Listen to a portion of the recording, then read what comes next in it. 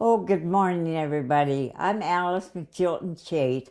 I'm happy to be here this day with this lovely friend of mine that I've made. I give this opportunity to share some of my thinking with you. Uh, you don't get to be 90 every day of the week, and it's quite astonishing to me. And I am so full of gratitude as I look back on wonderful years of living, to the good Lord, to the parents, the people that have taught me, the people I've worked with, the people I've been able to help in my own little way. It has been a great adventure living. And I think the adventure doesn't stop with you when we go to a different area, a different way of living. I think I'm looking forward to that as another opportunity to learn to grow and find out many things that, of course, I don't know. But my primary purpose is to show gratitude. Many people across this United States. I've been a nurse for 51 years. I've been licensed in several states, overseas, worked in Israel. I've worked in California, Minnesota, Indiana, Michigan, just many different places, did different jobs, but they were all related to the care of people that were sick, that were troubled, that needed help. And it was a joy to find out how to take care of people. The growth in care of sick people in the United States of America today compared to when I started out as a candy striper when I was in high school. Now we're talking clear back into, the late 30s here, early 40s, World War II.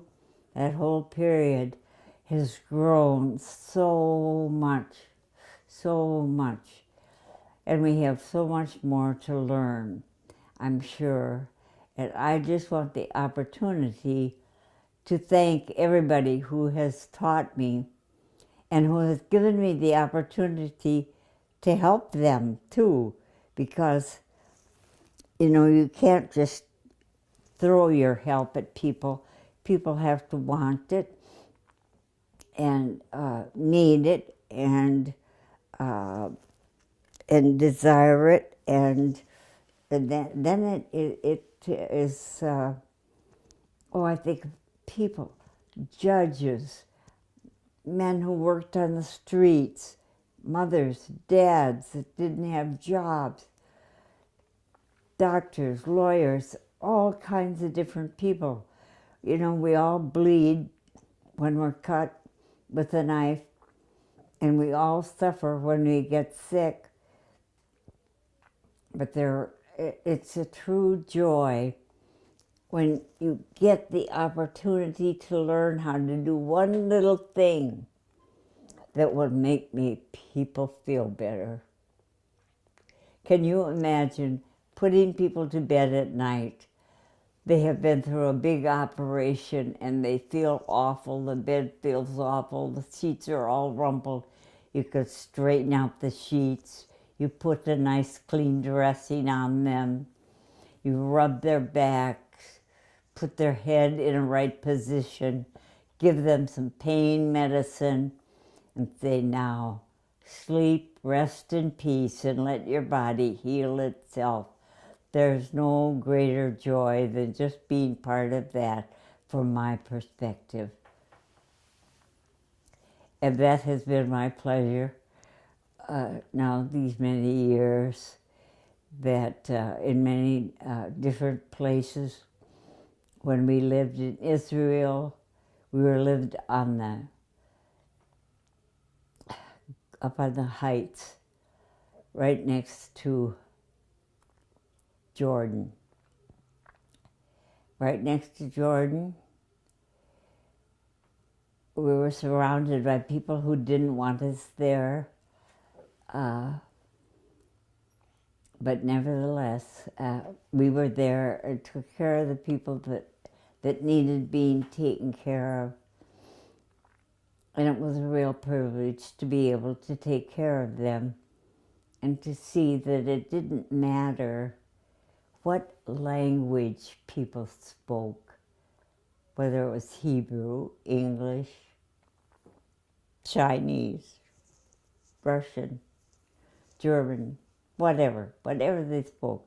But they still bled the same way, and they still felt pain the same way, and needed help in the same way.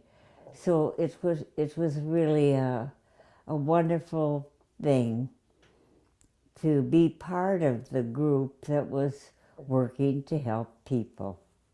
I was blessed with a family of 6. I was the oldest daughter to a doctor and his wife. My mother was a teacher, primary school teacher.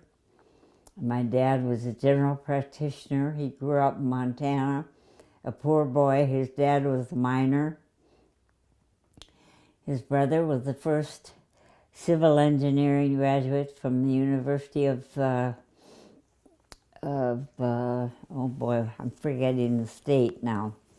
I did forget it. Well, never mind. He did one of the airports at the San Antonio city. My uncle did, and my father became a doctor, and he was able to take out gallbladders, fix broken bones, take care of heart attacks, all kinds of general things, and loved taking care of people. He had 6 children. All of us ended up in medical professions of one kind or another. I have a brother, a pharmacist, a brother, a doctor, a brother who's an environmentally trained person, a sister who's a nurse, a sister married a dentist. We all ended up taking care of people in some way, shape, or form. Our mother was a grade school teacher. She loved teaching the primary grades. First, second, third, she loved the children, loved to teach them. And her joy when we all got out of the house, she went back teaching because she loved to do it.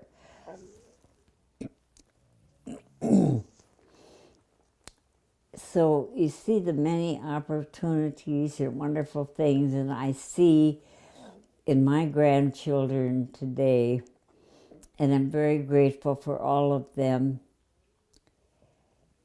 that the young men and women who are bright, who are doing well, going off in various different directions.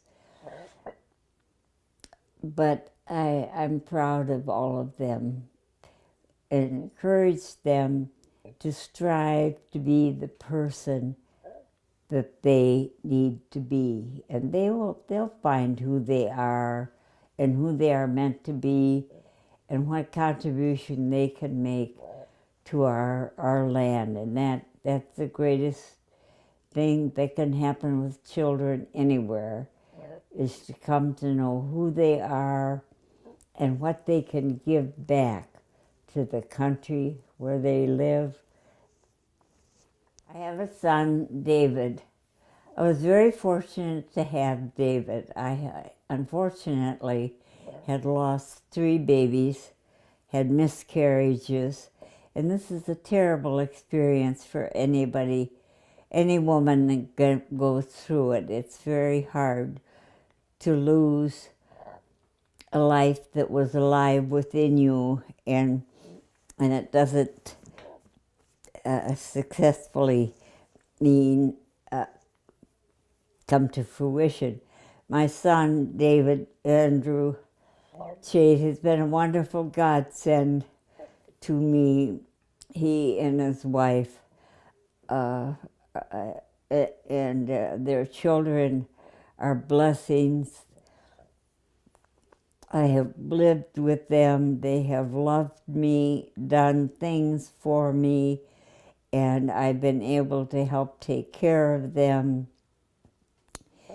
But my big thing to each of them is to just love and treat themselves with great respect. That we each have a special gift within us, and we come to this earth and we don't know what that gift is going to be. It might be in music, it might be in medicine, it might be in selling clothes, it might be in farming. Who knows? It might be in the services. But wherever we are, whatever we do, we are important. And our contribution of being ourselves and the best person that we can be is worth a lot. Just worth a lot. You may not get many, many, many medals in your life. You may not make a lot of famous things. Maybe you're not well known. That's not the thing. The thing is that in your heart, you know that you can do something to contribute to your family and to the world as it is, and to be that in the best way you can be. It might be a teacher, it might be a songwriter, it might be a baker, it might be somebody who writes music, it might be somebody who sells things. There are thousands of things going on out there that are important things for everybody. But whatever it is, do it with your heart and your soul. Enjoy it. And know there is no such thing as a little nothing. Everybody is somebody. Every single person is somebody. When you get into the train to go to work in the morning in the suburbs, in a big city like Chicago, San Francisco, New York, Detroit, San Antonio, you rub elbows with all kinds of different people. They're all good, have something to give, and we need each one of them. And accept yourself as somebody who has something to give that all of us need, and be happy in that thing. You know, I will hear people say when I say, what is it you do? Well, I don't do very much. What do you mean you don't do very much? Well, I work in a bakery and I bake bread. So you bake bread and people eat bread. Do you know how bread keeps people alive? Think of that. The bread you're making keeps people alive. And it tastes good to them and helps them. No. Maybe you polish shoes for a living. Maybe you cut clothing. Maybe you put a screw in a car, in a factory. But if somebody doesn't put that screw in the factory right, there'll be no car. Everything, we all fit together. We all need each other. We all are important, and look at yourself as important because you are. And just remember that a little old lady said this once. I believe it with my heart and my soul. I've taken care of a lot of sick people, and it's been my joy. I've been able to teach people how to take care of sick people. in all kinds of different situations, and I'm very grateful that I've had the opportunity to do it. And just do it. Do it with joy in your heart, peace in your heart, and know that you're loved, because we are all loved by the good Lord, I believe. However you define him, however you relate to him, whatever church you go to, whatever, they all are important in our own individual way. And just to be yourself in that very best way you can be is a great gift. And I'm offering you that gift, and my prayer that you will have that in your lifetime. Amen.